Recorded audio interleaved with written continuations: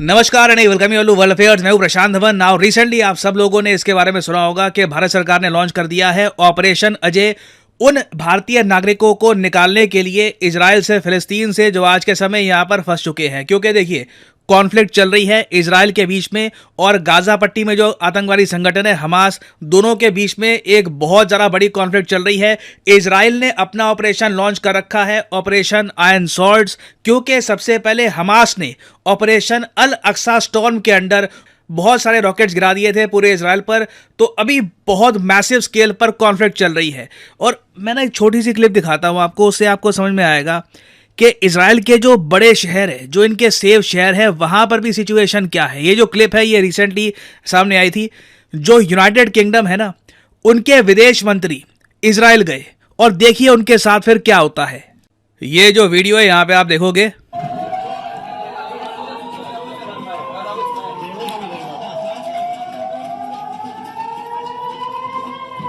ये हालत है कि जब यूके के विदेश मंत्री इजराइल में विजिट करते हैं ना, तब भी हमेशा सायरन बजते रहते हैं। डर रहता है कि कहीं से रॉकेट ना आ जाए, कहीं से अटैक ना हो जाए, क्योंकि हमास भी अपनी तरफ से रुक नहीं रहा। हमास की तरफ से भी लगातार रॉकेट बरसाए जा रहे हैं, अटैक्स हो रहे हैं।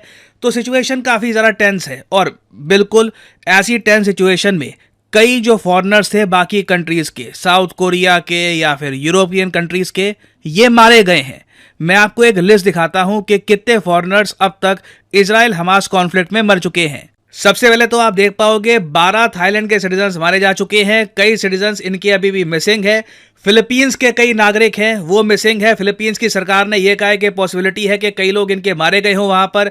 चाइना की एम्बेसी ने यह कहा है कि इनके कई नागरिक इंजर हुए हैं इजराइल और हमास वॉर में। और एक तो इजरायली चाइनीज नेशनल है, उसे बताया जा रहा है कि किडनैप भी कर लिया है। कैम्बोडिया के पीएम ने कहा है कि उनका एक नागरिक मारा गया है। जो नेपाल की एम्बेसी है इजराइल में, तेल अवीव में, इन्होंने यह कहा है कि कम से कम 10 नेपाली स्टूडेंट्स मारे गए हैं। और अभी हमको यह भी नहीं पता कि कई नेपाली वर्कर्स जो काम कर रहे थे फिलिस्तीन में, इजराइल में, उनके साथ क्या हुआ है। बीच में रिपोर्ट्स आई थी कि कई नेपाली जो वर्कर्स हैं उनको भी बंधक बना के रखा हुआ है।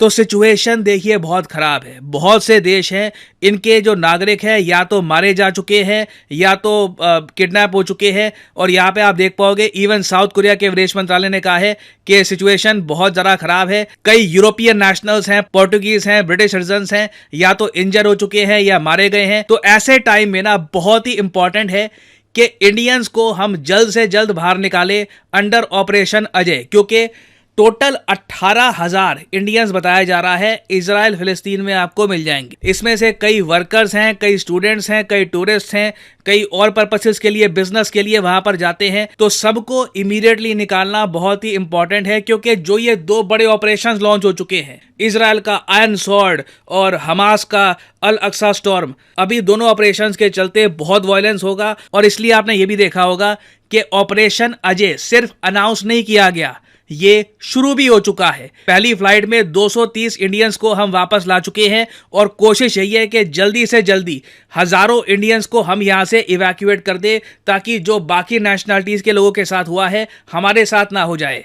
और अगर आप सोच रहे हैं अच्छा वैसे ये कुछ हद तक वैसा ही है जो हमने यूक्रेन में किया था, सूडान में किया था और कंट्रीज में किया था, जब भी संकट की घड़ी आती है इंडिया कोशिश करता है कि अपने नागरिकों को हम सेफली इवैक्यूएट कर ले। वेल देखो, ये जो इजराइल और हमास के बीच में हो रहा है ना, ये मैं कहूँगा कि यूक्रेन रशिया से भी ज़्यादा कॉम्प्लिकेटेड है। क्योंकि यूक्रेन रशिया वाले इशू में ये था कि कुछ सर्टन रीजन थे वहां पर रशिया आगे बढ़ रहा था और रशिया और यूक्रेन के बीच में आप कह लो हमारी इतनी अंडरस्टैंडिंग भी थी कि कुछ समय के लिए जो कॉन्फ्लिक्ट है ये रोक भी दी गई ताकि इंडियन स्टूडेंट्स आराम से निकल पाए।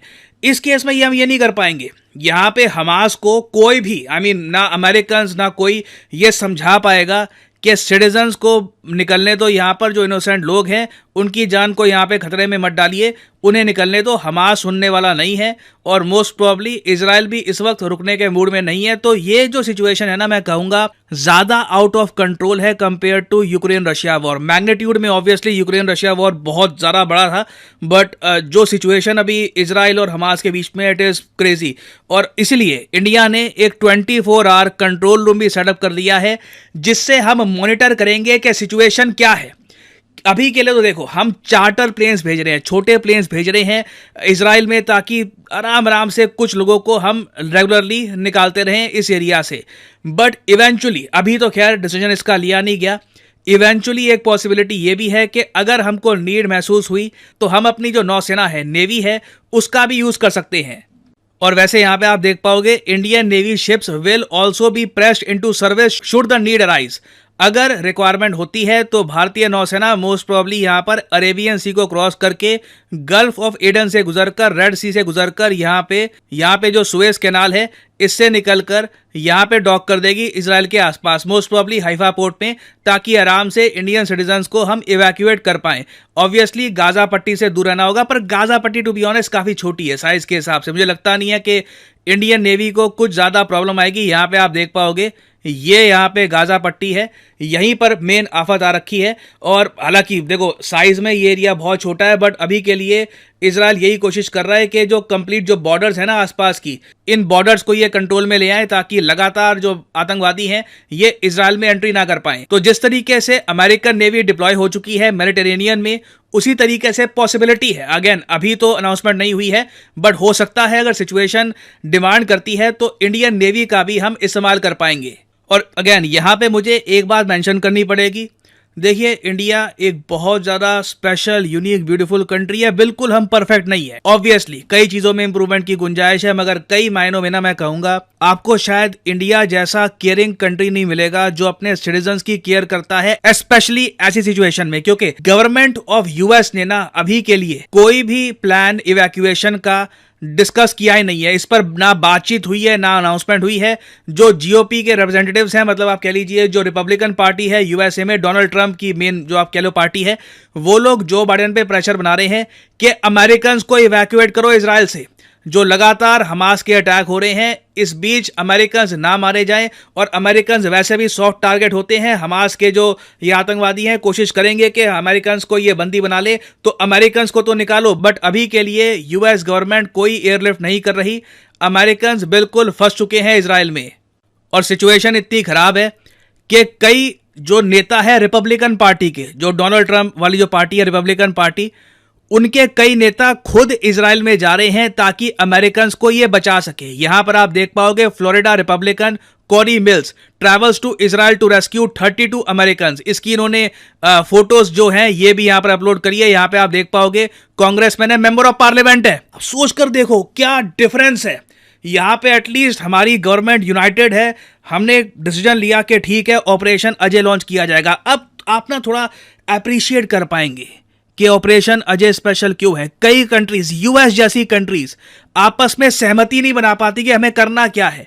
इनके मेंबर ऑफ पार्लियामेंट अपनी तरफ से, यहां पे आप देख पाओगे congressman Cory Mills with the US citizens, he evacuated from Israel, so far he has saved 32 Americans and going back again. ये बार बार इजराइल वापस जाते रहेंगे, कोशिश करेंगे कि जितने अमेरिकन को ये इवैक्यूएट कर पाए करेंगे।